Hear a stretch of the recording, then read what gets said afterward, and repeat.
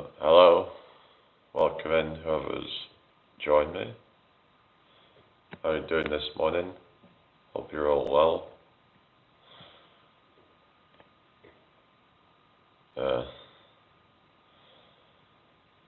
So I didn't bother coming on last night. I was on in the morning, but yeah, I was out busking again yesterday. Had a pretty good time with that. Went really well actually. And the most I'd made yet. Yeah, I was pretty happy with that. So yeah, I'm going to continue to do that. And yeah, it's been really good. This is like, I feel like I can finally getting some success in my life. And yeah, it's just got to keep on going that way, just keep on practicing. And oh, hello Jamie, another Jamie. Alright, good morning to you. How are you doing today? So yeah, it's like, if you want to be successful, then you're going to have to get yourself out of your comfort zone. You're going to have to do things that you're not used to, and you might be feeling a bit apprehensive about it, but you have to trust in yourself that you can do it. And just, yeah, I'm alright, thank you, Jamie. Yeah, is this your first time here? If so, make sure you subscribe. Don't know if I've seen you before, but what are you up to today, guys? Anyone doing anything much today then? Or I went for a run last night. Hello to you, Blueberry. Welcome in here. How are you doing this morning? I hope you're well. Yeah. So yeah, it is. Yeah. It is what? What your first time or yeah? Not much. Yeah. Fair enough. Oh yeah. Speaking of blueberry, I've got some blueberries in the freezer. I've got these like frozen blueberries. So I'm going to be putting some of that. I actually did it the other day. I put some in my porridge. Still in bed. I'm UK, but I'll be playing football. So yeah, I don't play football. It's not my thing, but it's yeah. Yeah. I tend to just do my own kind of fitness stuff really, but I don't really. I don't know. I'm not like I'm not usually that competitive of a person, but I mean I can be in some ways, but I'm not really into like competitive sports sort of thing. I like to do fitness challenges and stuff like that, like sprints and stuff like that. I remember like last week I was at this group and we did like these like sprints, and it was. I thank you for subbing. I was seeing a bit blueberry, yeah. So like we'll do some competitive things. So I can have a competitive side of me. I used to like going bowling and stuff like that, but yeah, for some reason like football never really appealed to me. I don't know. Yeah.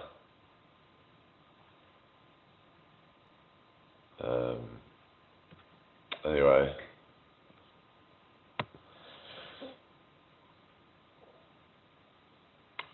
Yeah, so share the live out if you can, please. That would be really appreciated.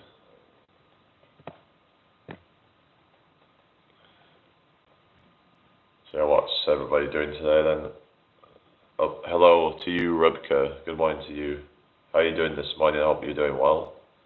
Thank you for joining me. If anybody's new here, could you subscribe?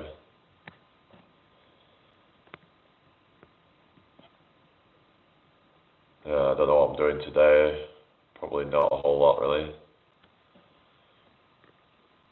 What kind of things do you do on live? Hello to you, F2 Fishing. Good morning. Make sure you subscribe if you're new here. What kind of things do I do? Hello, Noah. I tend to just kind of, just talk about stuff really, like health and well-being and things like that. And we get into other stuff as well, but I'm curious about fitness stuff. If you do any, yeah, I do like, go to the gym sometimes, and I'll do like, some calisthenics and stuff like that. I'll do, cardio. Like I said, I went for a run last night. So I try to just kind of do a mix of different stuff really. Hello to you, Sonny. You're right. Good morning to you. Guys, if you're new here, could you subscribe? That'll be really appreciated. Thank you for the 5 likes, everybody. Tap the like if you haven't already. So, yeah, maybe I should put this out on the community tab so then people know that I'm live right now. Because for some reason they don't seem to want to put my notifications out hardly. So yeah, it's become kind of difficult to really... hello Joe, how you doing this morning? Hello to you, Cream Pie Laws. Can you tell a joke? Okay, 2 fish were in a tank, one said to the other, how do I drive this thing? Hello Pauline, good morning to you, how you doing this morning? I hope you're well. Thank you for the likes, everyone. Make sure you subscribe if you're new here. Alright. What do you think about the protests and riots? I just think it's a bit ridiculous, honestly. Like, I don't think there's any need for any violence. I understand that people are upset with like what's happened with the, yeah, there's no need to. It's like there's like people that are just like getting hurt from it. It's like 2 wrongs don't make a right, I'd say. I mean, there's peaceful protesting, which I think, that there's nothing wrong with that. I think, like if you protest in a peaceful way, true, it's going out of hand, can turn ugly. Yeah, exactly. I understand that there's issues and stuff, and that. I mean, we can argue about, sort of certain things like whether uncontrolled borders are really a good thing, whatever. But the thing is that a lot of times they'll say, oh, they're taking our jobs and all that. But yeah, a lot of times they're taking the jobs that the people here don't even want. So it's not like they're stealing your jobs. They're actually, a lot of times they're actually having them here to fill jobs that people don't even want. So I don't know. I mean, a lot of these people that are like, take our country back. It's like a lot of them are just a freaking council estate scumbag types. I mean, I'm not saying that all people on the council estate are scumbags, but you know what I mean. You know the type. Like, they probably go out in their freaking dressing gown or something. Do you think Man United can compete for the title now that Ineos have taken over the recruitment? I don't have any clue, honestly. It's not my thing, so I can't say. But yeah, it's like, the types where they're going out in their dressing gown, they look like you kind of chavvy DOS types, like, yeah. It's just that those are the types that most of them seem to be at these riots. It's just kind of cringe, really, isn't it? Yeah, you don't see any like, you're not going to see any like, kind of people that are like well put together at these protests. You're not going to see probably anyone who's actually, doing well for themselves, really, are you? I mean, I might start sounding like a snob now, but you know what I mean? Yeah, that. I don't know. It's just kind of. It's just cringe. So yeah, these are the sort of people that are like.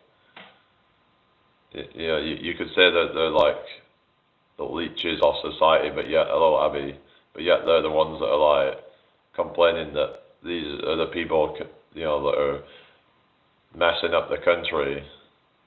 Like, it's just such hypocrisy, really, isn't it? I mean, anyway, whatever. But yeah, that's what I have to say on that. I mean, it's terrible what's happened. But I think there's issues, but like, I don't know. Like, you could argue that some of these protests could be some kind of operation. And if you want to get into the conspiracy side of things, that the people that are sort of leading them could be like some kind of operative that it's like with BLM, for example, you've got, sort of like people, because whoever leads something will then, cause like this sort of chain reaction of like, people bandwagoning. So you really only need a few people to get it started. So you've got things like, what is it, EDL or whatever. They'll say that they have nothing to do with EDL or whatever, but they're kind of like, you could say they've come from the ashes of EDL. I mean, I have to go football now, but we'll definitely watch you again, make me feel calm, wish I could say, okay, well, good luck with your football. I hope you do well with that. So, yeah, so basically it's like an EDL type of thing. It's, like call it whatever you want. I mean, it's the same kind of thing, really. It's your Tommy Robinson types, they're, I was watching, there was some stuff come up on my TikTok feed yesterday, people going live. There was this one guy that was he was actually following me, like, and I ended up following him back because he was filming it.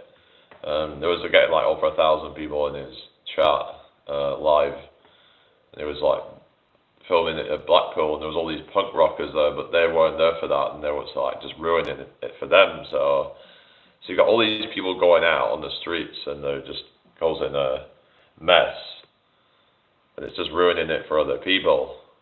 Now you compare that with, say, like peaceful protests whenever we had lockdown, for example, and people were actually just peacefully protesting. Of course, there was some people who, are going to be bad apples, but on the whole, it was, pretty peaceful, and people were, pretty respectful. So, but these are like just these are like you're kind of just. Yeah, just you're what you call like dregs of society, you're scum of society, pretty much. Like, I think it's just, I don't know, maybe for some of them it's just an excuse for them to be able to go out and just cause chaos, because they just love to see like carnage. I don't know what it is like, but like I say, you only need a few people to start it, something like that going, and people take, I don't know. I mean, I don't know if it's some kind of operation or what, but I could see it as that, to try and. You could say it could be being used to basically restrict protests, perhaps in the future, or something that, or really just to try and make anyone who has anything about, so if you have any questions about, like illegal immigration and stuff like that, or even just like mass immigration, then you would be lumped in with those people. So maybe that's, you could say that could be I mean, the thing is that I wish that we could all just have, open borders and just have like people move wherever we want to go. But yeah, the thing is that people are always going to be territorial, because it's just in our DNA to, to basically, it's like even animals, that they're territorial, they mark their territories and all that, and so naturally we are territorial. It's the evolutionary psychology. It's, we're naturally that way. So you could say opening borders would just go against our nature as like tribalists, and it's like I was always like the ones that be like, oh yeah, we should have open borders and all that, and why should we have these man-made borders? I don't know, but you're always going to get some kind of territory, whatever happens. But I don't know.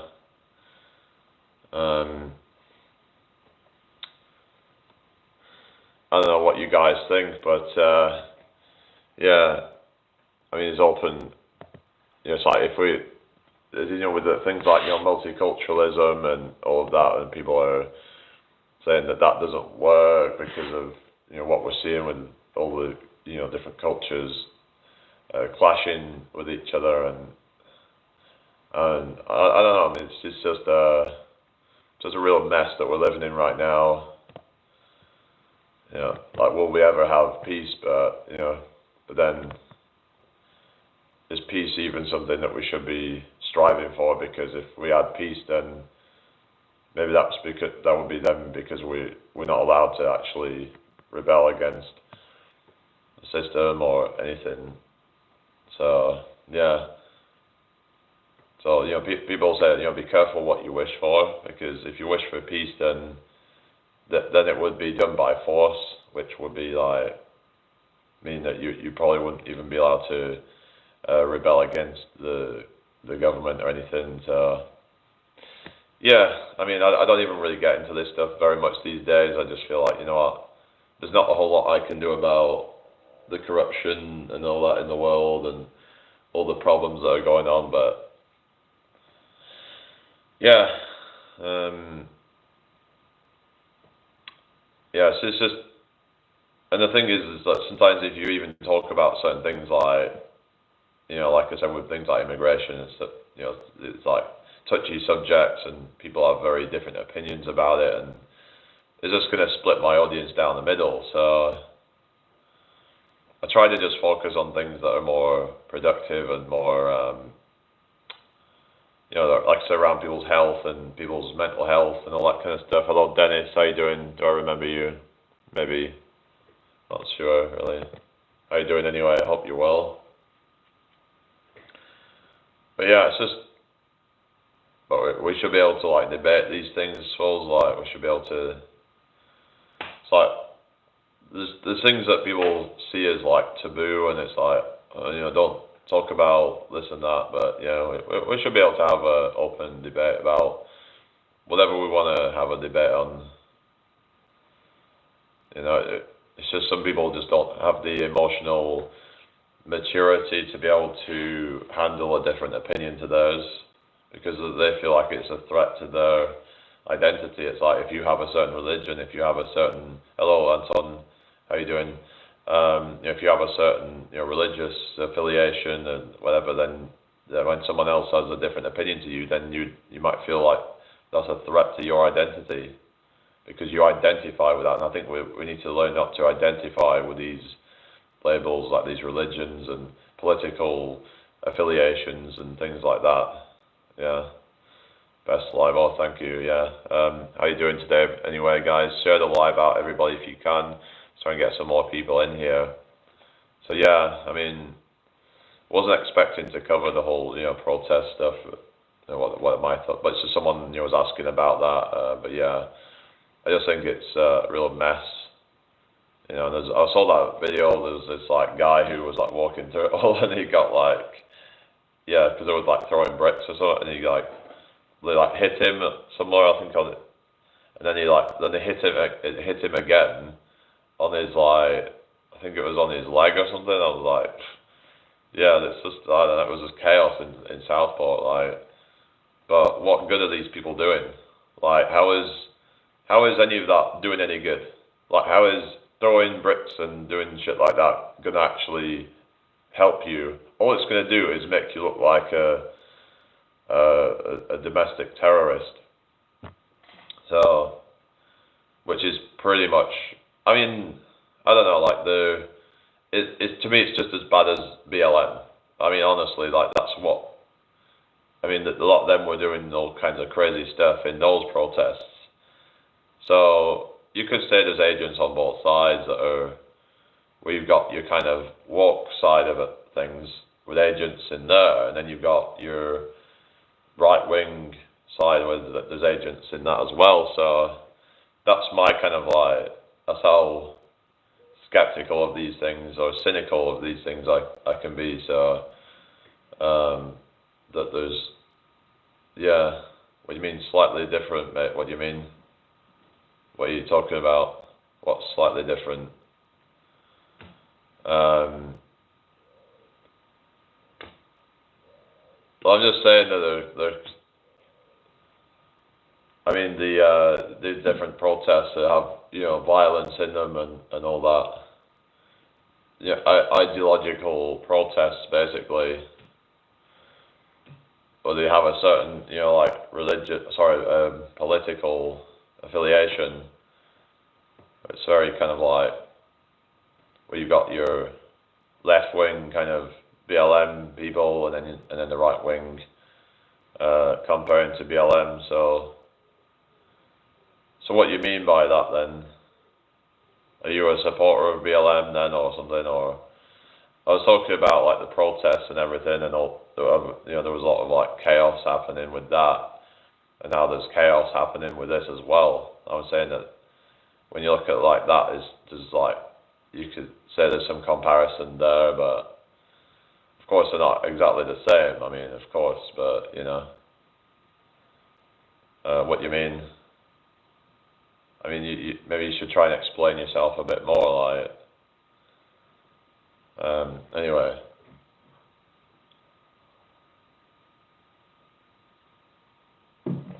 Anton says, I get you. Right. Yeah. But yeah, it's just, the world's just, I don't know.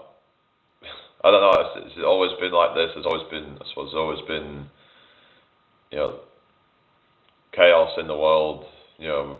But people think that we're in end times, right? People think that the time that we're living in right now is the end of times, even though they've been thinking like this since the beginning of time, like, that, we're in end times. It's like, nah.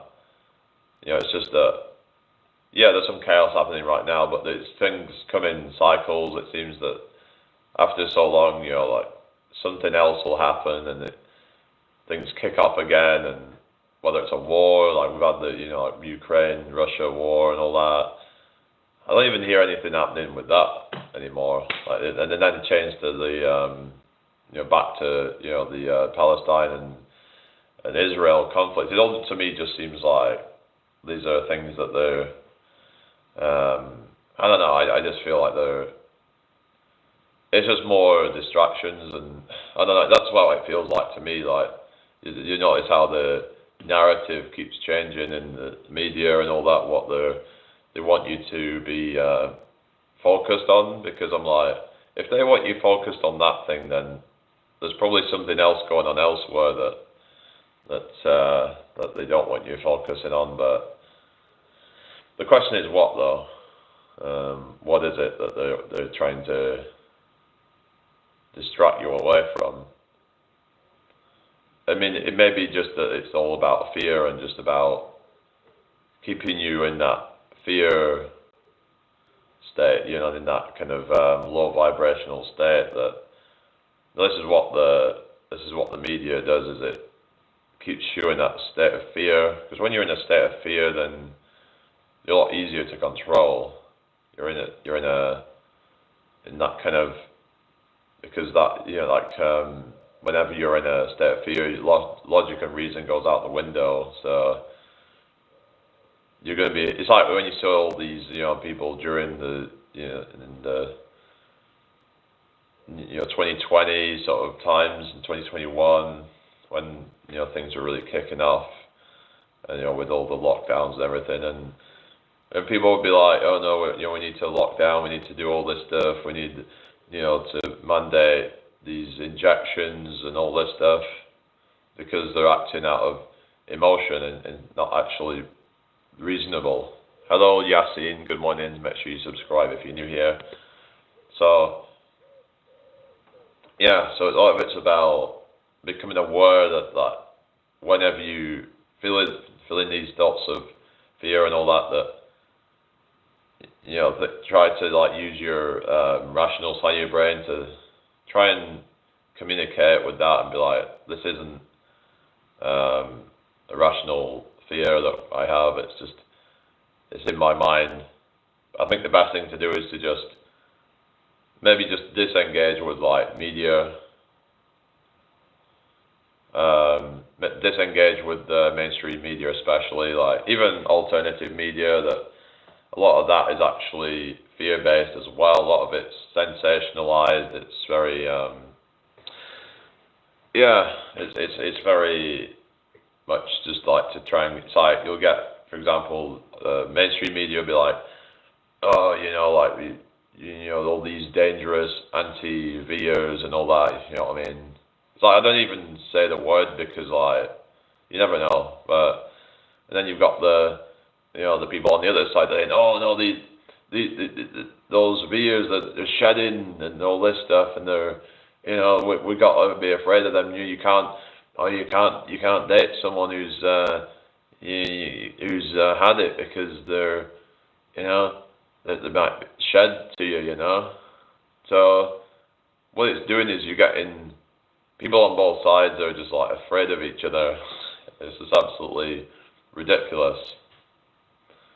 So yeah, good advice. Yeah. So it's just it's like, I mean, I shouldn't laugh, but it's like we're in a clown world. We live in a clown world. It's like this mass formation psychosis thing. It is real. It's a real phenomenon. We've got people on both sides. You've got the people on the mainstream side, and then you've got the alternative side as well. They've both sort of become like that, where it's like you'll talk to people on both sides, and they sort of seem to all have similar ideologies with things like. It's like people just don't have critical thinking, it seems, because all their information that they got is based on some bias.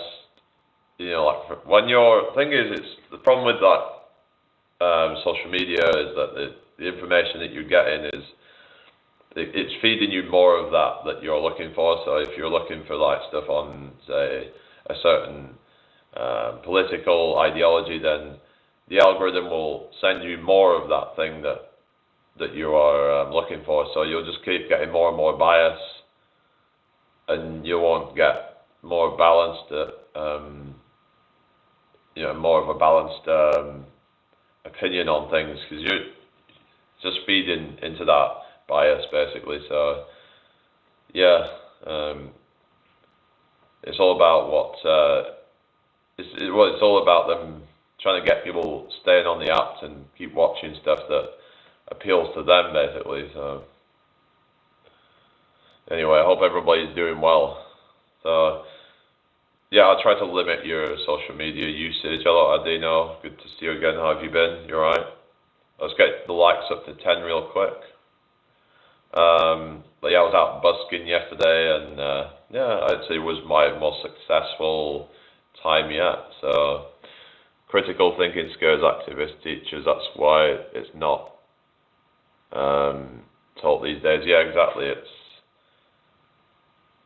Because it's just that then people just believe in all this mainstream media. So a lot of it's about critical thinking. Then you don't get into that fear state to begin with. It's all about just your default should be to question everything. It shouldn't be just like, oh well, this person said it, therefore it must be true.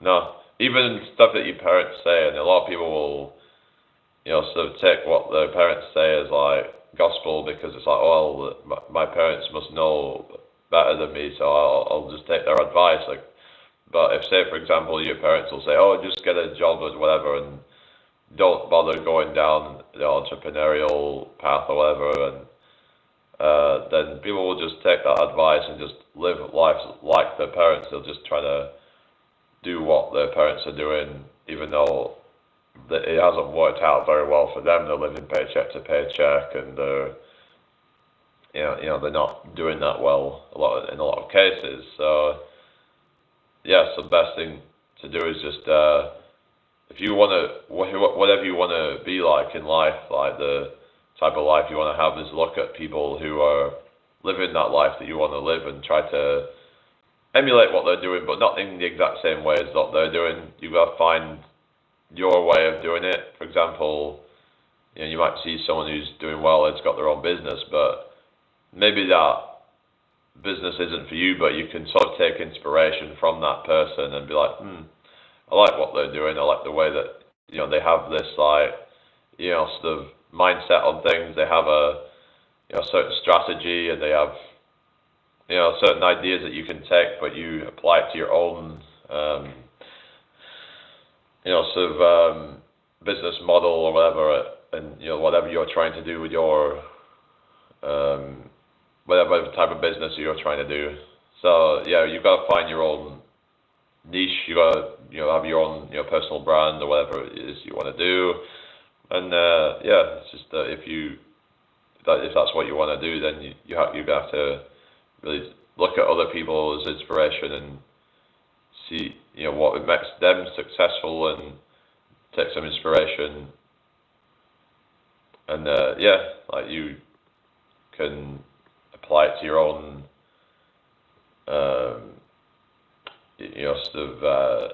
strategy or whatever. But it's just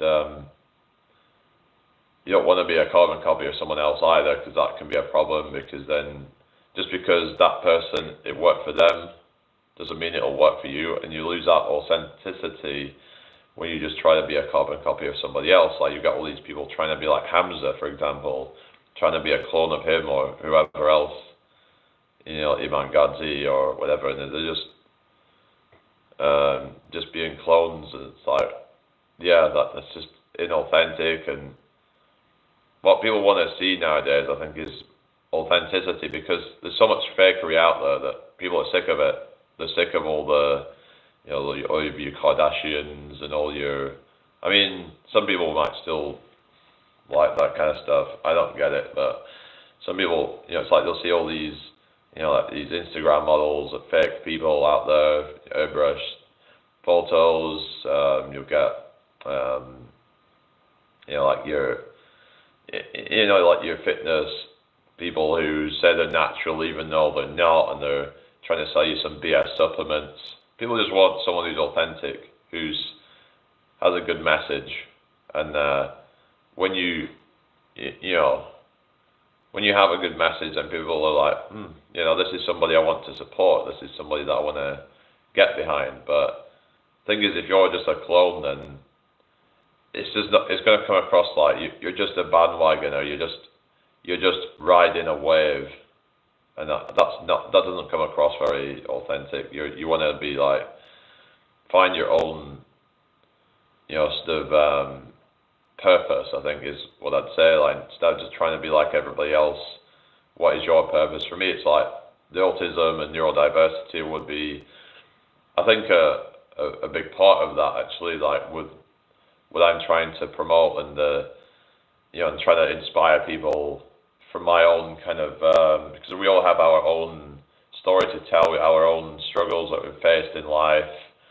Maybe we've got upbringing or whatever that has made us, like have certain adversities or whatever, and using that to inspire others to better their lives. And anyway, who's still here anyway? Not any chatting going on that I can see. Is it, let's have a look at the watch page, see if I've missed anything, because sometimes the chat dies. But thank you for the 10 likes anyway, guys. I really appreciate that. Hang on a sec. No, there's no more comments come up. So looks like people are just kind of lurking and listening. So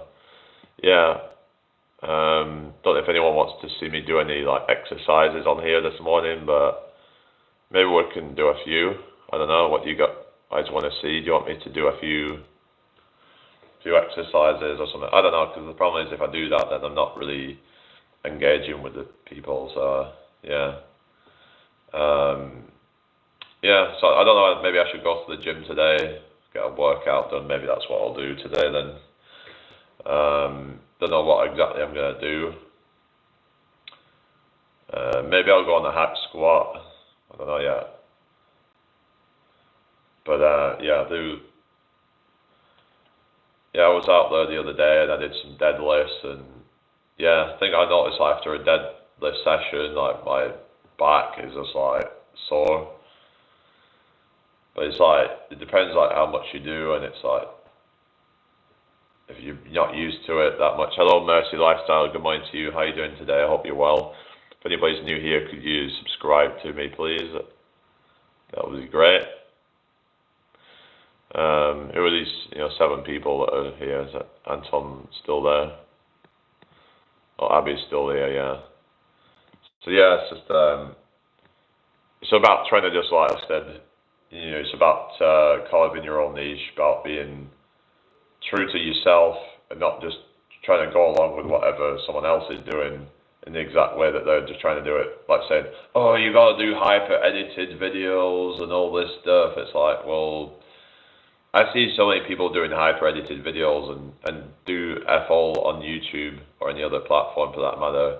And I've seen people who do, just basic content and do well. So this whole thing about hyper-edited content, it seems to appeal to certain people, and a lot of these people are just trying to jump on trends, like viral trends that just appeal to the lowest common denominator, who just has such low attention spans, and those are the type of people who are probably going to be fickle anyway. So you want to try and appeal to, like, if you want to appeal to people who are actually going to invest in you, want to actually stick around, actually, so doing all this, hyper edited stuff, it's just, you're just pandering to the algorithm. You're not actually, it's not really probably what you really want to be doing, but you're just, yeah, because it's either going to take a lot of time to do all that, or it's going to require a lot of money that you're going to have to pay someone else to edit your videos. But if you're going to be taking all that time to make one video, the problem with that then is, like, you've got less time to come up with ideas on, like, what you want the videos to be about. Maybe not be able to put out as many videos, because you'll see some people do these hyper edited videos and they take weeks to come out in some cases. In some cases even months, and it's like, yeah, you might get quite a lot of views, but then so what? But it's like, it took so long to actually get the video out. I don't know. It's not even guaranteed to really do that well, even if it does, when you do get it out. I mean, yeah, it's just, you think something's going to do well and then it doesn't. And then you don't expect something to do well and it pops off. Like, that stuff happens.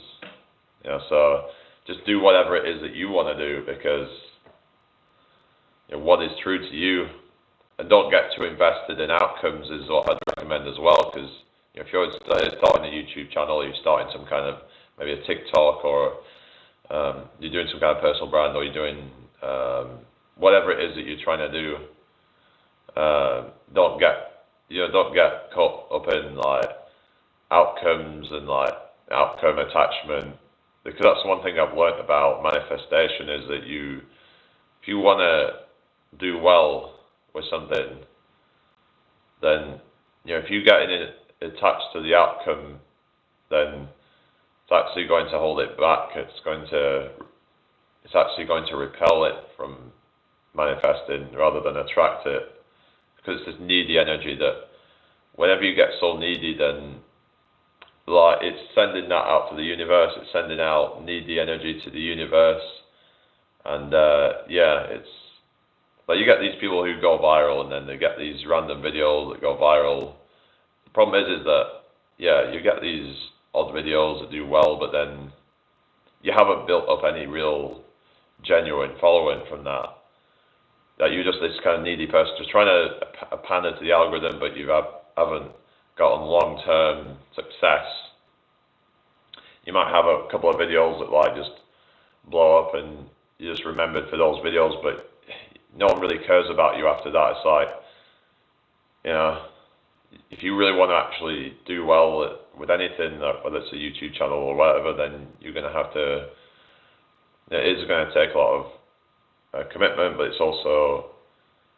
it takes just being, sort of patient. It takes a lot of being just having faith in the process and not trying to put any pressure on it.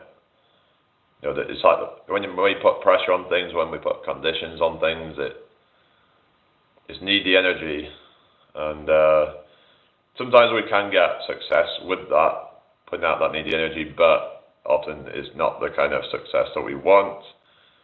it's not the long-lived success. Like, for example, if you get in a relationship, when you're like this needy person who's like, oh, I need this person, then even if you get with that person, it's probably not going to be long-lived, and it's probably going to be somebody who also has problems. So yeah, you have to really just learn to let go and just trust that whatever is meant to be will be, and just go with the flow. It's about being in a flow state and just being like, just going with the flow, just letting. It's like yeah, I'm not like getting attached to anything. I'm just open to whatever life brings my way. If this person's meant to be in my life, then they'll be in my life. I'm just gonna not try to resist anything. Just let things happen as they're meant to happen. Whatever you feel like you're called to do, just do it. To not procrastinate over it. Just do it. But also, don't try to force anything to happen whenever you feel like you want something to happen. It's about being in balance and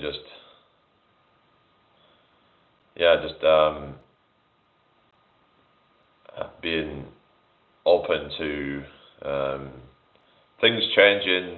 Plans change. I try not to make too many plans now, because I realise that quite often plans don't work out. It's good to have some ideas of where you're going, but the best thing to do is not have too much of a rigid plan in place, because then it gives you very little room to for things to change. And then when things get changed, it can, for some people, be really difficult to deal with. So you want to just not have a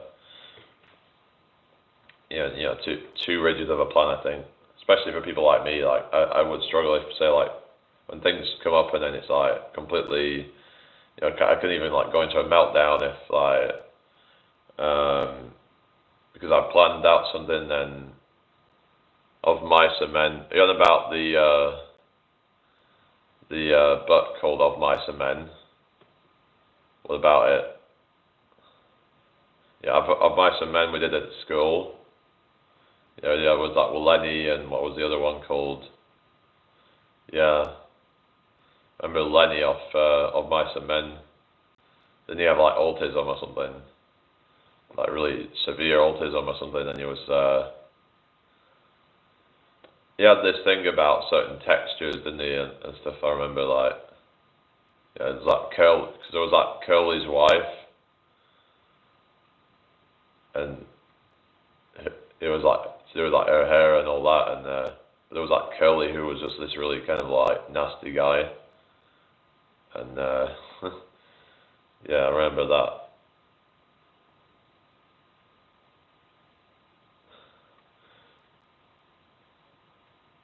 The best laid plans of Mice and Men. What do you mean? I don't know. What do you mean? Are we talking about the story of Mice and Men? So I remember, I think we did the book and we watched the film at school. I remember doing that for my English GCSE. Yeah, I guess that because we were probably in the same year, right? We probably did the same thing. We also did one called Hobson's Choice. Don't know if you did that as well, but also English literature. But yeah, when you were talking about plans, I thought of that. Right? What's Of Mice and Men got? I don't really know what that's got to do with it. Why it was like Lenny always like making plans and stuff, and it was failing or something like that. I don't know, but yeah.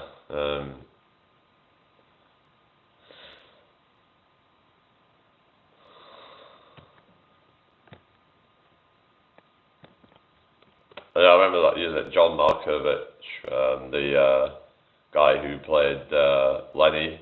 I remember he always played as some like effed up character, whether it's like someone like that, or some psychopath. Because if you ever watched Johnny English, I think he was in that as well. He was also in one of the Clint Eastwood films. So I've seen him in different films, and they would usually play some kind of like messed up character. Yeah, I think he plays that quite well.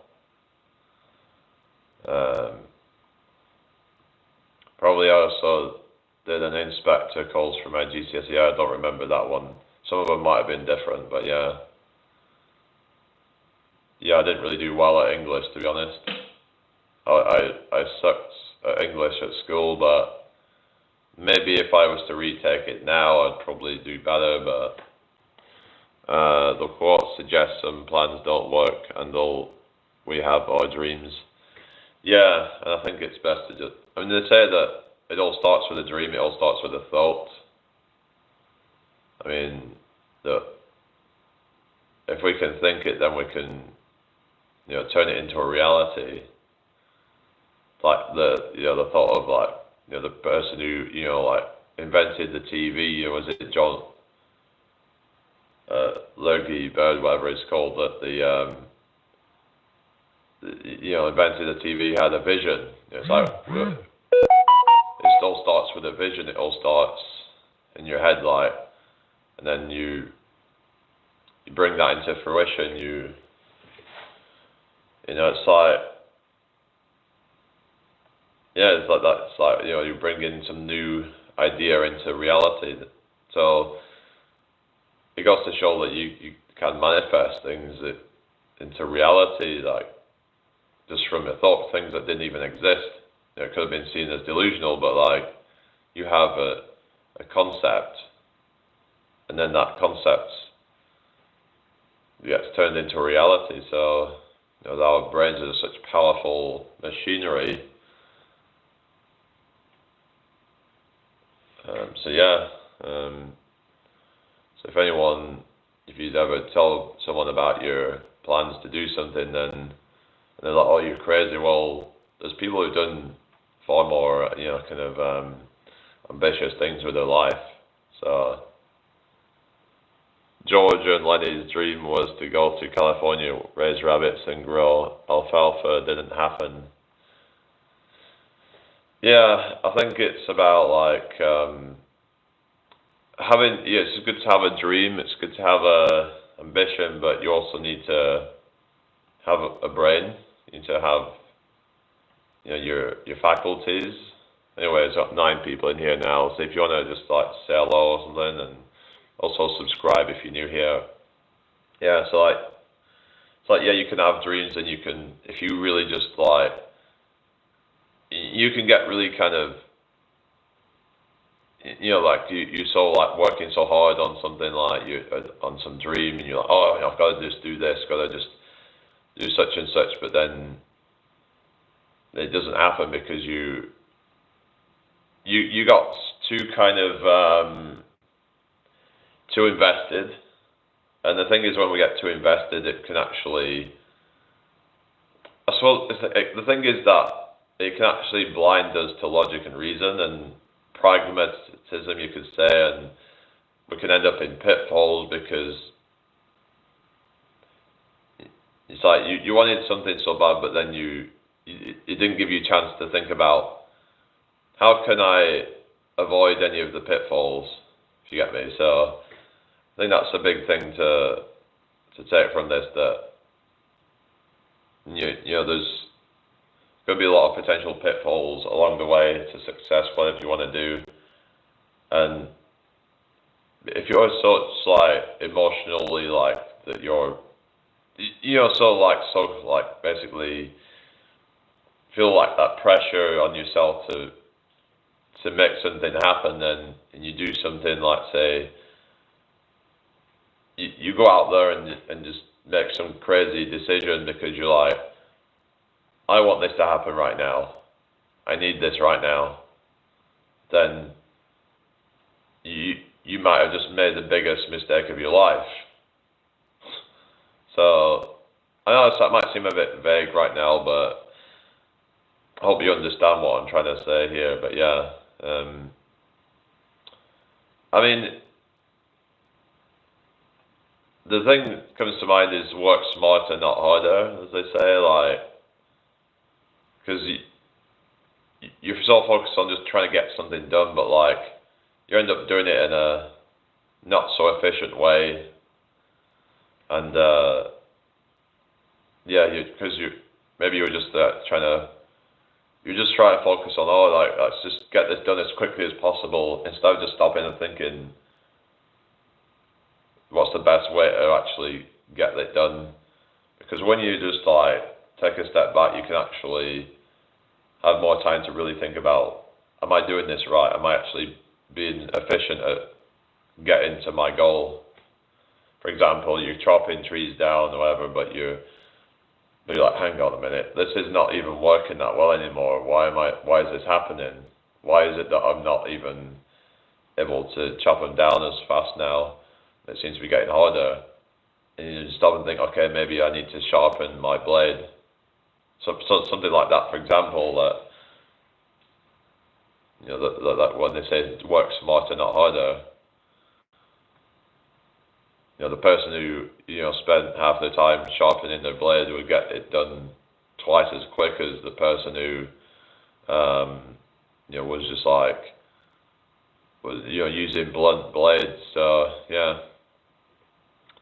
yeah, hopefully you get what I'm saying. It's when we have a vision and we're just like trying to just go hard at it, hustle, grind, all that. There's this whole hustle culture trying to tell you, oh, you need to work, 25 hours a day, 8 days a week. The problem with that is you could be doing something completely wrong. You could be using like suboptimal strategies and end up getting nowhere with it. And a lot of these people they're so focused on the hustle because they believe that in order to get successful, they need to just work harder than everybody else. They say outwork everybody else, but the problem with that is that they end up burning themselves out, and in a lot of cases, they don't even do things the right way. They're so desperate to be successful, they just work, instead of just being like, okay, let's take a step back, let's evaluate things, let's see how well this is actually working out for me. Let's look at the how well is this strategy working? How can I improve it?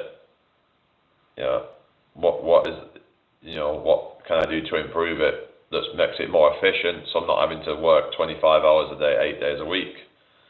And actually just be able to get things done in a more efficient time. So then I've got more time to be able to enjoy my life and be able to.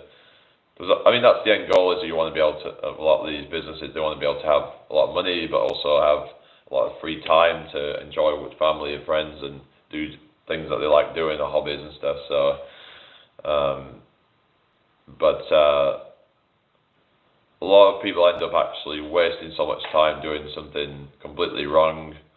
They don't know what they're doing, and sometimes also ego can get in the way as well, when they just are like, oh, they'll not listen to anybody else. They'll be like, oh yeah, just so kind of like, oh yeah, like, I'm just going to do things my way, and I don't care what you have to say. And you have to also, like, lose that, I would say, like, lose that kind of arrogance, you could say. Like, I mean, I think ego, like I said before in the video, that we need ego to a degree. I think that the ego, it's just the ego needs to be in check. Like, there's sometimes that we can learn from other people. I mean, just like how they've learned from other people as well. So it's not like a lot of times people learn through trial and error as well, just through trying things. But sometimes it's good to just take someone else's advice, because it saves us having to go through all the hassle of trial and error to figure it out ourselves. And that's a good thing nowadays, where like so many people have already figured things out, what to do with in a certain situation that you can cut out all that. So anyway, hope everyone's doing well today. Thank you for joining me. We'll be on for a few more minutes, so if you've got any questions you would like to ask, then bring it up now. So yeah, I'm glad what we got off the whole kind of like stuff on the riots, because I just feel like that, to talk about that is just kind of, I don't know, it's kind of borderline depressing, honestly. It's just sad that we're still like that in this world, that we can't be like, you know, I don't know, but it is what it is. Especially just not focus on things that I have no control over. It's just, that's what I've learned, is that just focus on what you have control over. Divisive, yeah, it is. Focus on what you have control over. Focus on what you can do to improve your own life and your own, you know, because like, I believe that we can create our own destiny through persistence, but like I said, we have to, you know, I don't know, I mean, like I said, we have to, like I said, not just work hard, but work smart. I mean, I think that we should be focusing more on working smarter, because, you know, you work too hard, then actually your quality of work does start to diminish beyond a certain point. So you really want to, yeah, focus on quality over quantity. Do things in an efficient way, do the right things, but you can't really do that if you're so kind of invested in the outcome, because you're just like in a, you know, panicking. It's like, I need to get this done as soon as possible, instead of like, how can I do it in the most efficient way possible? You know, sometimes you have to take a step back and be like, anyway, hello to you, the Ost gamers. How are you doing? You all right? Is that Austin? Trying to focus on my issues and overcoming them. Yeah, that's it. You know, it's just, everyone's got their own kind of goals, I suppose. I'm talking about, you know, like in terms of like success, but it can be anything really, like whatever. But if you become too attached to, I think we were talking about this on a phone call, Abby, but yeah, basically, if you become too,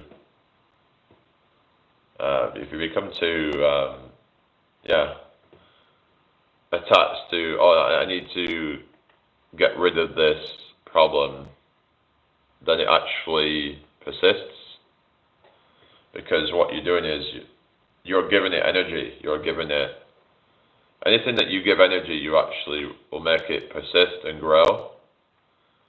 So yeah, like, be careful what you give energy to. You'll turn 30 next year. Yeah, well, how old are you? See, I'm not doing too bad, thank you. I was out busking yesterday. It was the most success I've had yet. So yeah, it was a really good day. I had a good day out, and yeah, someone threw a lot of money at me, actually. I was like really just like quite surprised. I was actually, I was kind of taken aback by it, like how much someone would actually throw at me in one go like that. It was like, wow, that is, yeah, not expected. You know, someone would part with that much of their own money. You know, found out something about myself last night, which has me questioning myself, really. So what's that then? Is it, I don't know, like maybe we can talk about that in private then, or I don't know. Yeah. Sometimes we need to take a step back and actually do some introspective work. And I talk about this sometimes, a thing called shadow work, and it's like you have to, like, if you feel like you're having these issues, whether it's trauma, whether it's any kind of like shame, or whether it's feelings of, I don't know, bitterness or whatever it might be, any kind of negative feelings that you have, that, yeah, is to actually do that introspection, actually. A lot of it's about learning to let go and not, you know, because the more you try to, like I said before, the more you try to, basically, the more you try to, you know, go against that thing, the more it will persist. It's just how nature works, that, like I say, because you're giving that thing energy, you are thinking, oh, you know, if you're consumed by thoughts of how do I, you know, get rid of this problem that I have, instead of just like letting it go and just not letting it have a hold over your life. Because what you're doing by doing that is making that thing have more power. You're making it. So yeah, this is the thing, is that it's like when you have, say, for example, you know, someone getting inside your head, and that's what they want to do. They want to get inside your head, but you have to learn to not let anyone get inside your head, which is, you know, it's easier said than done, but basically what you need to do is just, you have to learn to have that internal confidence in yourself, that if someone's saying stuff to you, keep saying, oh, you're not good enough, blah, blah, blah, or they're saying something that's getting in your head, whether it's something about your body or whatever, then you have to learn to have this kind of confidence that's independent of anybody else, whatever anybody else says. It doesn't matter, because you know deep down in yourself that you are worthy. Watch out for control freaks. Are you telling me to do that then? It sounds like you're trying to control what I do here. Get it? Control freaks, yeah. Yeah. Anyway, so I shall probably get off in a second, but yeah, if anyone's got any more questions, then now's your time to ask.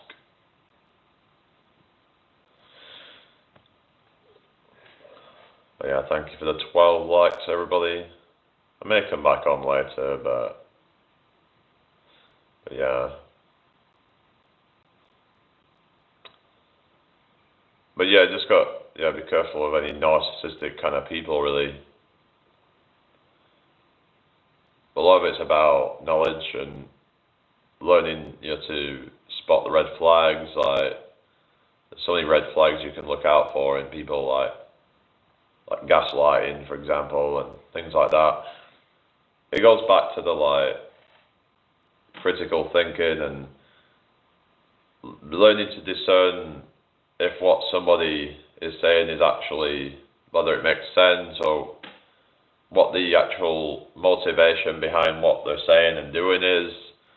This is what a lot of, you know, critical thinking and, you know, using that kind of logical side of your brain to try and, you know, understand what the motivations are, because sometimes someone will do something and trying to make you think a certain way about their intentions, when that's their whole kind of reason why they're doing it.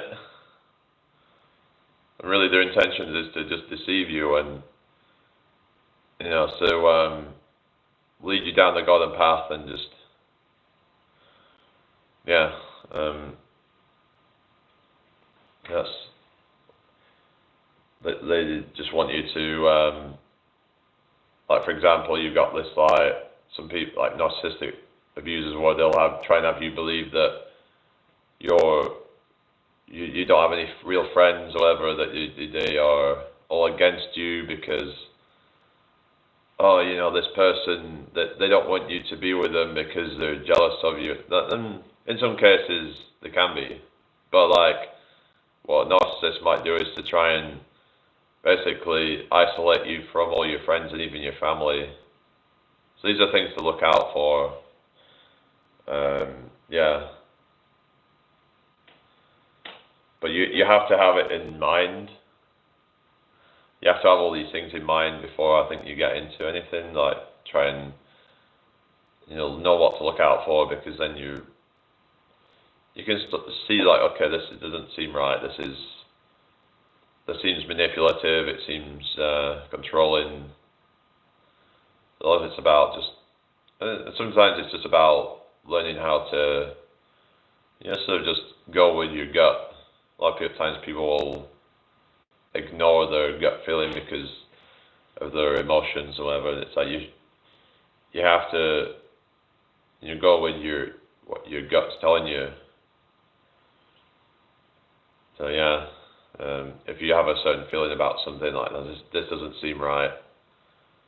It's like, I mean, that's not even really critical thinking. That's just your intuition, or whatever you could call it, instincts, or I don't know. It's just this kind of, some believe that we have like a sense, like an extra sense that we can sense when something is off, like when someone's intentions are off. So I would try and get more in tune with that, and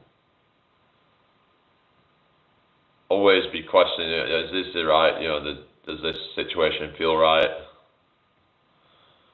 Or am I being manipulated here? Because, yeah, like, that can really save you from a lot of, spidey sense, yeah. I think there is something to it. It's just,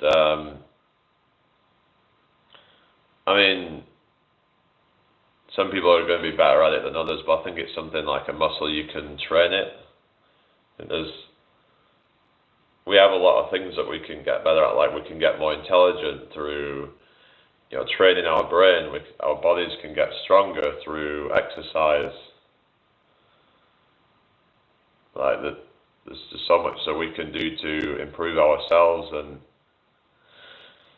But yeah, what isn't really taught a lot in self-improvement and stuff is about is learning to think critically and have discernment,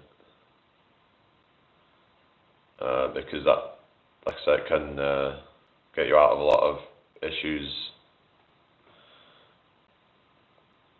And the thing is that, going back to the whole critical thinking stuff, is that a lot of these people, these gurus, don't want you to really think critically, because they're like cult leaders. They want you to just follow their every word, because then you'll buy their program. But if you really thought critically, you would realize that a lot of them aren't really trustworthy. So yeah, it also ties in with the scammers, the grifters, because there's a lot of them out there. They'll try to sell you a dream. So some of you might remember like people like Ty Lopez, for example, and they'll end up getting exposed for being charlatans, pretty much. Yeah. I don't intend on scamming anybody. I'm not here for that. I'm here to try to inspire others and try to. I mean, yeah, I would like to start my own community, paid community, but I would be like giving genuine advice in there that's going to benefit people. And I think treat everyone like an individual, because I think the problem is that with a lot of these things is that they just kind of lump out everybody together as one. and therefore it becomes like this cult where everyone has to be this certain mold. You know, instead of just like,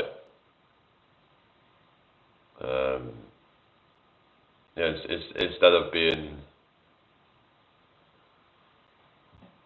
you know, an individual, because self-improvement is about the self, not about, you know, being a collectivist and being like everybody else. That sounds an awful lot like communism, doesn't it? But I mean, that's, you know, concern about communism, that you would have your individual identity. We all have our own wants and needs, and yeah, I mean, communism would only be able to work if it could account for that, I guess. But then, would it be communism? I don't know. I mean, that's more like something like anarcho-syndicalism might be a better alternative to something like that. I don't know. I don't really have all the answers on what the best system would be, but it's just that whatever we have right now is not really working. Like, religious cults ask the wrong questions, and all of a sudden one is an apostate. Yeah, exactly. Yeah, you seen as like, yeah, like how dare you question the Bible or whatever, because you feel like there's some inconsistency with it or something. And yeah, that's why I'd never get into anything like that, because you'd feel afraid to like question anything for fear of, yeah, hello to you, cream pie, Trump or Harris. I mean, I'd say Trump's probably going to get back in, but I don't really know. I don't really care, honestly. I can do a Trump impression. Trump is, I'm going to get back in.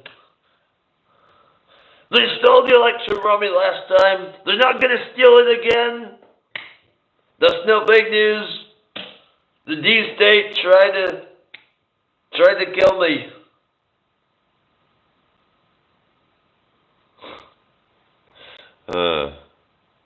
Yeah.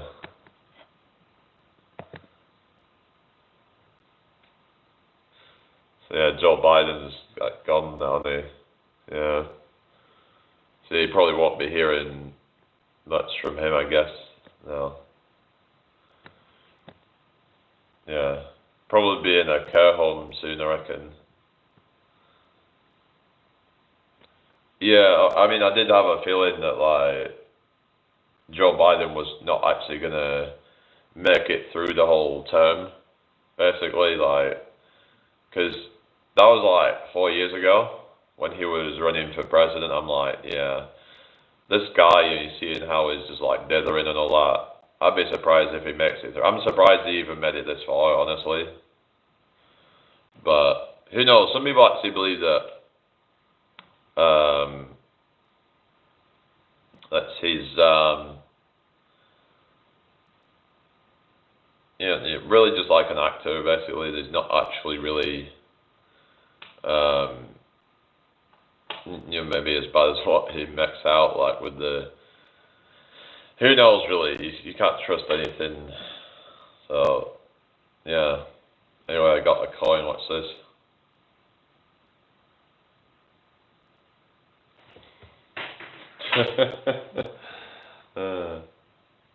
Well, I got another one. I'll eat this coin, alright?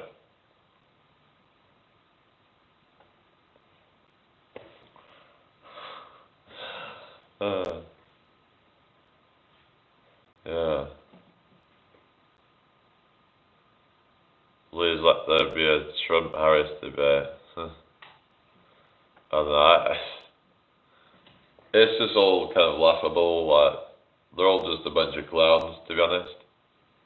Like, anyway, thank you for the 13 likes, guys. Nice one. But it's just, yeah, it's just a clown show, basically. I mean, it's like that here as well. Boris Johnson,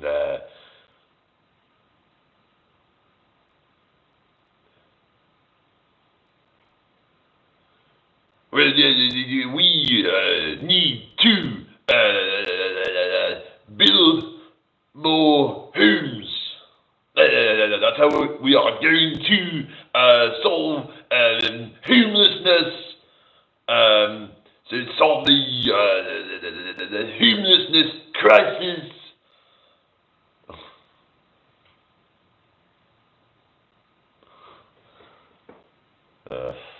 Well, he's gone now, isn't he? So, yeah. What we got now? Freaking Keir Starmer. Yeah.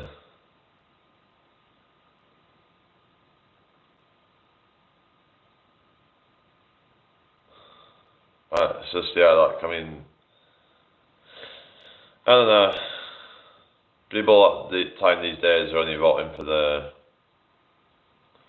people based on their character or whatever. But then again, Keir Starmer doesn't really have that much of a character, but neither does Rishi Sunak.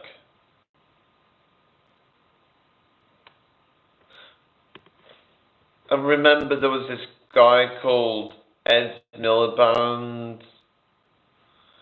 And he has this very kind of, I don't know how you sort of call it, very kind of,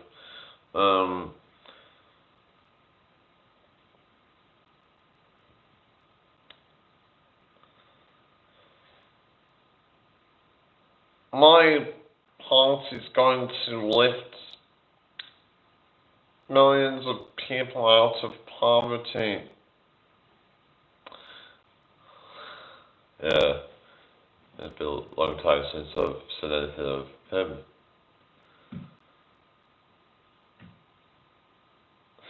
Anyway.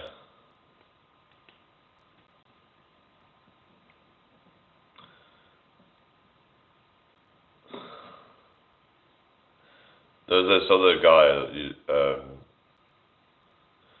the former leader of the Conservative Party. If you're from the UK, then you might know what I'm talking about. Hey, it's William Hague. Yeah.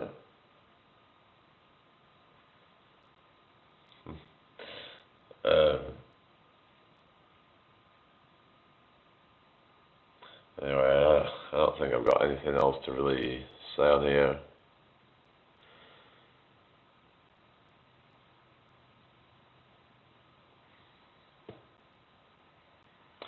Yeah, there's some real characters, isn't there? But there's some that are kind of boring as well. Like some of them just aren't that kind of.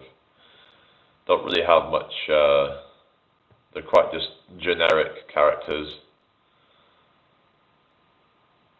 It's like you have people like Nick Clegg or something. I don't know. There's a lot of quite generic ones. Then you had ones like Tony Blair. It's like.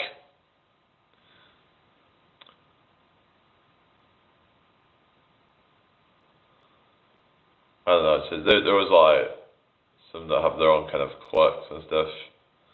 Obviously Boris was one of them, Trump, obviously good examples of that. But yeah, it's like, I just kind of see that they're all as a joke really, like they're all just like a Muppets really. But it's like, I don't know. Some say that it's all deliberate to kind of just, they're just trying to look like incompetent, but really, because if something bad happens, then they can just be like, oh, well, it's just, they're just being incompetent. I don't know. That could be what they can blame it on. I'm like, I don't think they're that incompetent. How would they even get there? If they're that incompetent, like, how would they even get to where they got to? I mean, surely they must have a certain level of competence about them. Like, who the hell even gets to be a politician? I mean, they must have gone to some, like, high education or something. A lot of them went to, like, Eton. I mean, yeah, that's what a lot of them were educated. They were educated at, it might have been, Oxford or Cambridge or something like that. But you don't usually get some just like really incompetent person. But, because like I mean, it would make no sense really if like, but, well, I mean, there's Diane Abbott, but I mean, she's one of the back benchers though, isn't she? I mean, Diane Abbott's like, but I don't know, like I said, are some of these people really as incompetent as they seem? It's like sometimes they know what they're doing, but they're just, it's like they're playing 4D chess with the people. I don't know. That's kind of like the way I see it. They want you to think, it's like with the Joe Biden thing, was he really that incompetent? Or was it all just an act? And it's like I kind of see them as all like actors on a stage. All just like playing their part. They're just, right, this is what you need to say, this is how you need to say it, and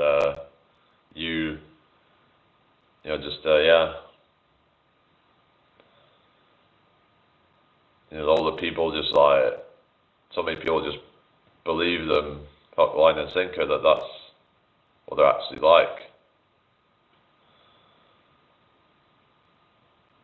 It's like when you hear some of the silly things that like Boris Johnson will come out with, or Donald Trump, or whoever, or Joe Biden, or whoever, are they actually like, are they for real? That's kind of where my mind would go with all that. Hi, it's Diane Abbott.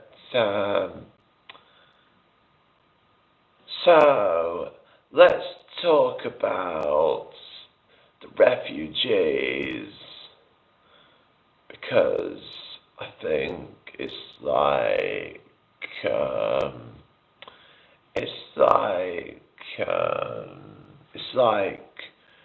really important that we talk about the refugee crisis, because it's like very important, like the numbers of refugees, poor refugees. The best one of me was her wearing 2 different shoes already. That would not surprise me. I'm like, are they really for real though, is what I'm saying? Or is it just, I don't know. But then if you're that incompetent, then why would anyone vote for them though? It's almost all like sometimes people want to vote for them just for the laugh. I don't know. It's like people might have voted for some of these like Boris Johnsons because they wanted someone that's like a comedian or something. I've just realised that Abbott does vocal fry. Yes. Yes, I do. Identity, what you mean? Yes. What is vocal fry? Is that like when you put your vocals in a pan?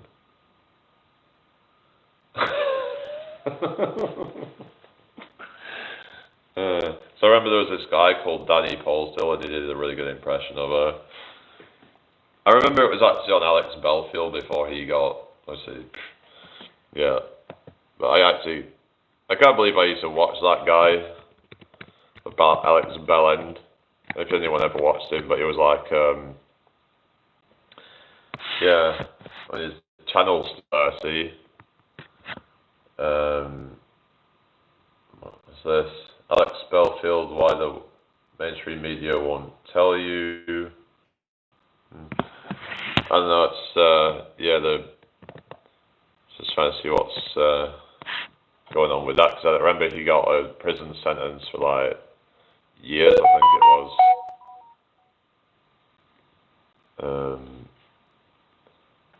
Yeah. Just having a look. So, I mean, there were some people I remember they were trying to defend him and all that. We don't have merit, we have identity politics. Yeah, exactly. Yeah, so it's like, yeah, last video a year ago. Yeah. So, yeah, his last video or something is like, hang on. They were saying something about 350,000 people, but he's got 322,000 it's saying on there, but yeah. His,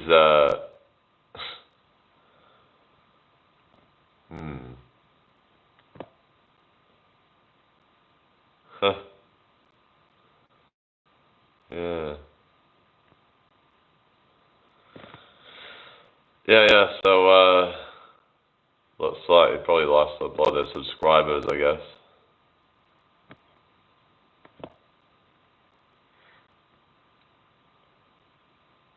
Well, it says how Alex Belfield stalked his way into the Guinness Book of Records.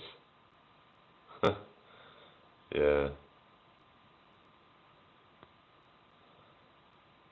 Yeah, it's,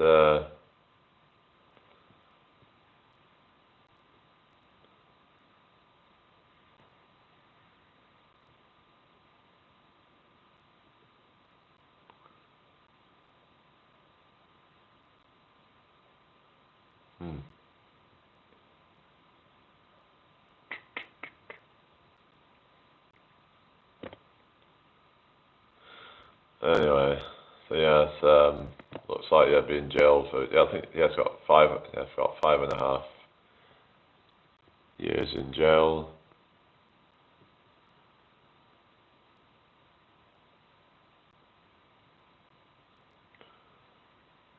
Yeah, so,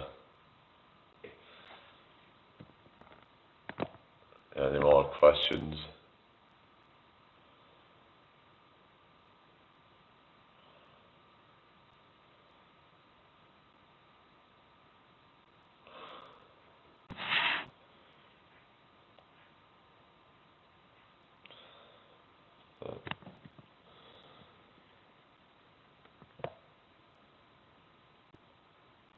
Yeah, the refugees, the poor refugees.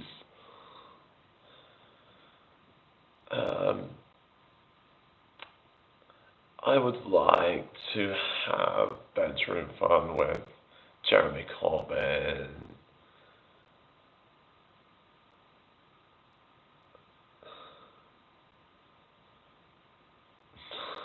I don't know.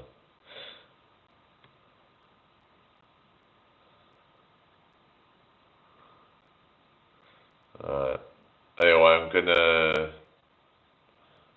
I'm gonna wrap this up. But it's been good to talk to everybody. I might come back on later. Is anybody else still here?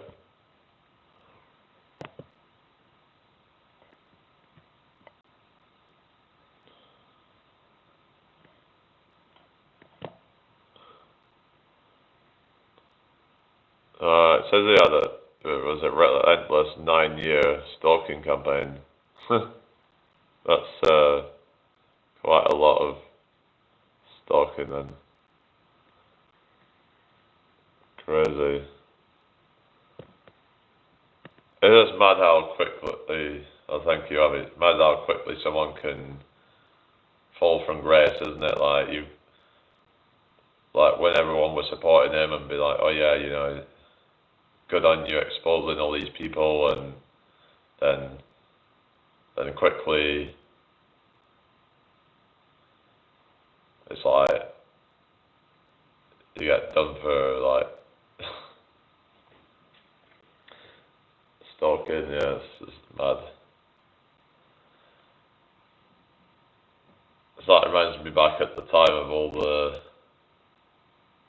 people that got exposed in BBC for the crimes, and up to that point everything was fine. They were still looked up at as good people and they were admired even, and then suddenly no more. I remember like Stuart Hall, I remember he used to be on some TV advert. There was this place called Winfields, which was it was like an outdoor shop, pretty much from what I remember it was like.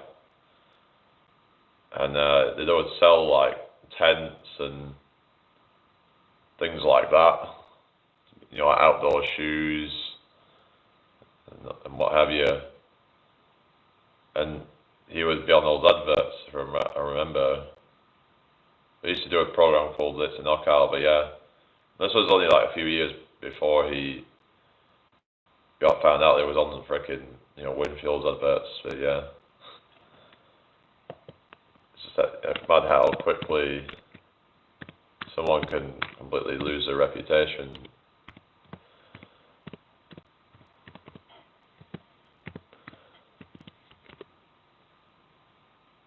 Yeah. So you just never know, do you, who's the most unsuspecting people could. So I got a picture up now where you can see that there's still pictures of him out there in Winfield's Megastore. Well, they sell a lot of other stuff there as well, like they sell a lot of like shoes and things like that. But yeah, not a plug for Winfields, by the way. It was just a place that I used to go to sometimes with family.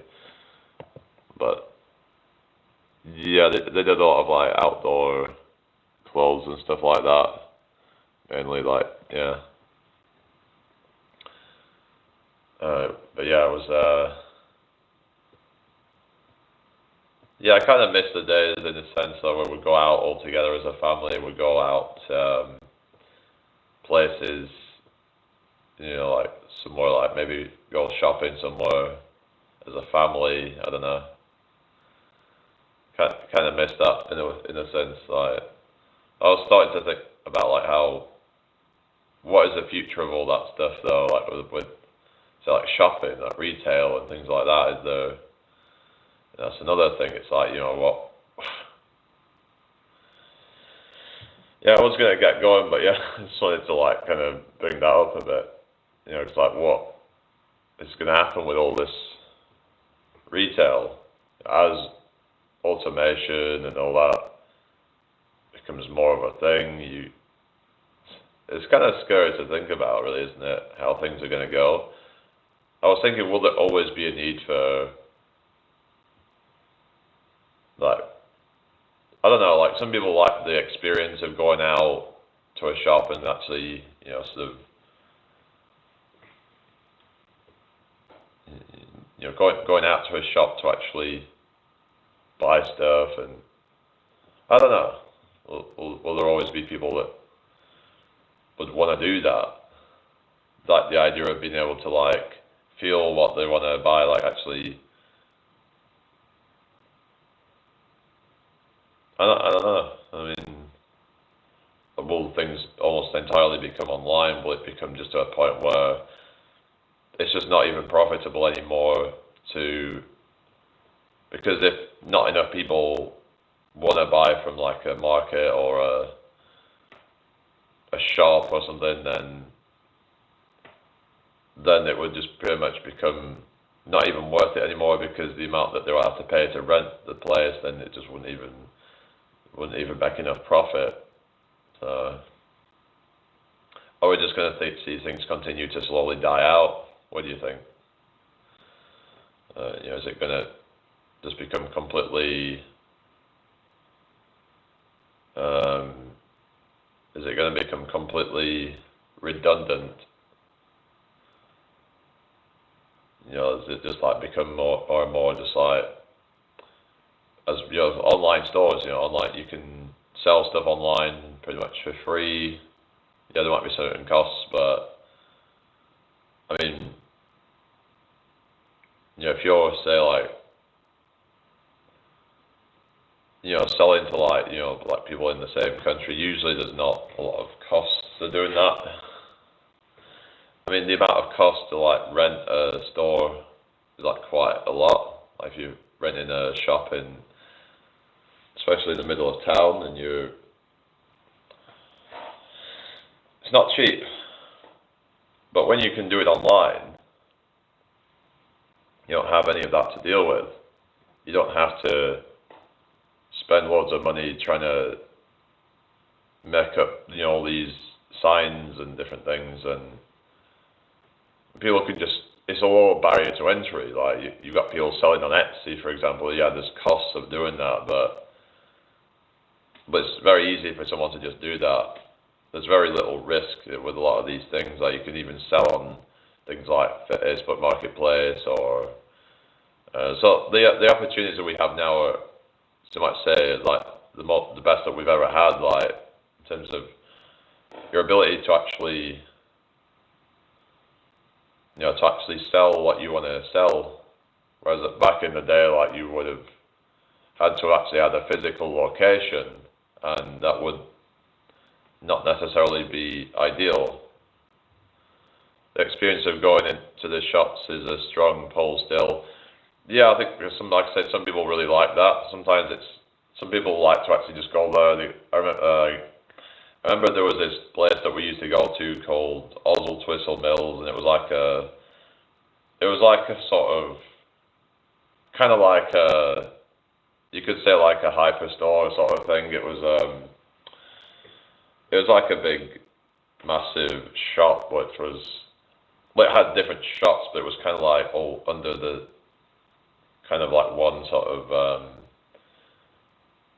it was kind of like a shopping mall type of place, really. It was,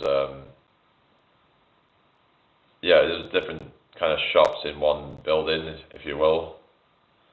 But it was kind of like, it was open plan. It was like, and they would have like a cafe in there. It was, you'd be this cafe, you could just like, you could just have something to eat. You would just, so you go for a day out, you would go around the shops, you maybe get some food. There's all these experiences that you would have, like going out for the day somewhere, and trying clothes on, doing that kind of stuff. And I mean, you can do stuff online, buy stuff online, and sort of, you can send stuff back if it doesn't fit or whatever, and you can, but some people just like the experience of it, so maybe that's still going to be, something that people will still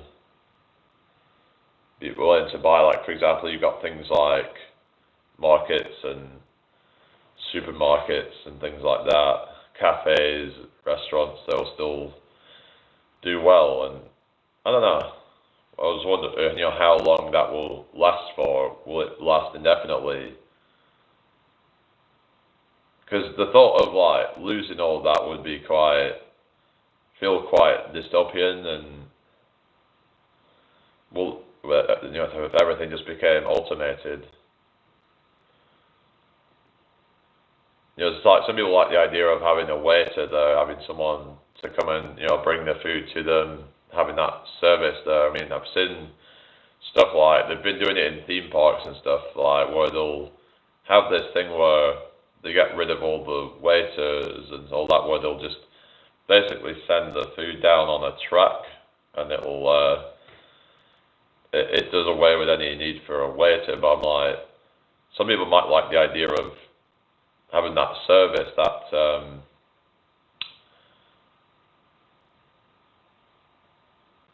having someone come to bring you food, have that smile maybe, and whatever, like, and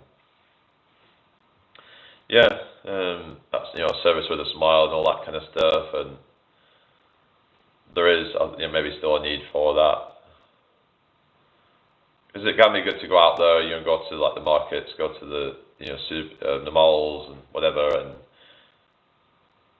be able to like, sort of actually go and actually be able to touch the thing that you want to buy and just sort of like have that tangible thing about it, where it's like, you look online, you're seeing pixels on a screen, and you're sort of,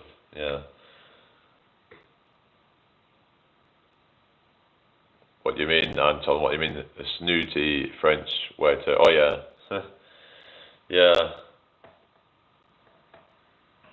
So yeah, I think maybe there's always going to be, as at least for the time being anyway, that the need for that, in-person sort of like interaction, and that some people are worried that certain services will become like not necessary anymore, like through like AI or whatever. But I think there's always going to be a need for having that person to reassure you, because like, yeah, you could say AI can do certain things, but like, I think AI can be used as a tool to help you with certain things. For example, it can even be used to help you with songwriting, but you still need the inputs in there. You still need certain ideas to put into it. I mean, you look at it and you might be like, okay, I want to tweak that and change some of the lyrics up, maybe rewrite the chorus, for example, and maybe until you find something you actually think is good. So it can be used as a tool to help you, and you can sort of tweak things, and you can, but yeah, you can't just try once and then you'll get like a masterpiece of a song or whatever. It's just, you have to just kind of try these things out. You can use ChatGPT. Like, I mean, it can be used for some good things, but it's like, it should be used to like help boost your creativity, not to take away from it. It should be used as like an aid for your creativity. So it might help a lot of people like musicians, artists and stuff, help them get inspiration. Like,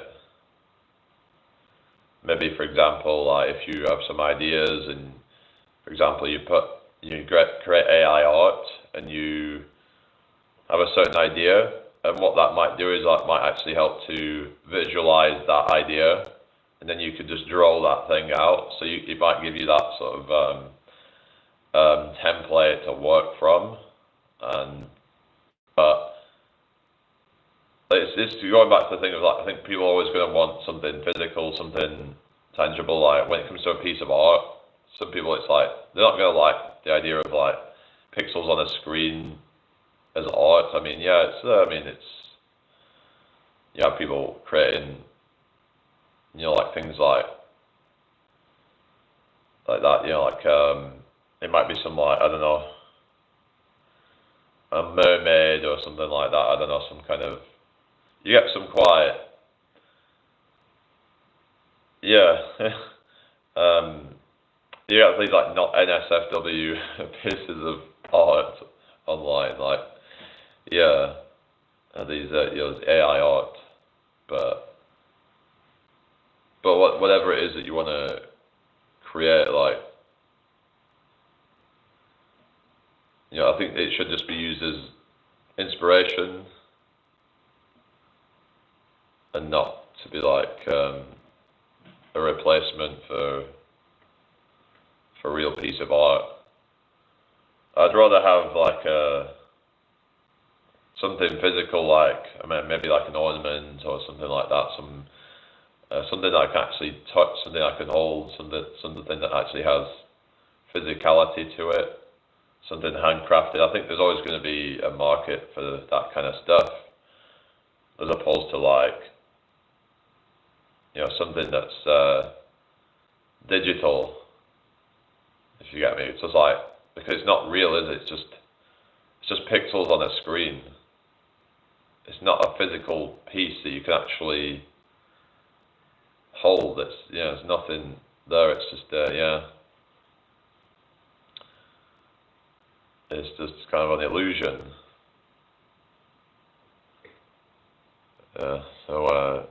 I can't believe I've been on here for so long, but it is really about time I get going. But I've covered quite a lot of topics, so it's been good.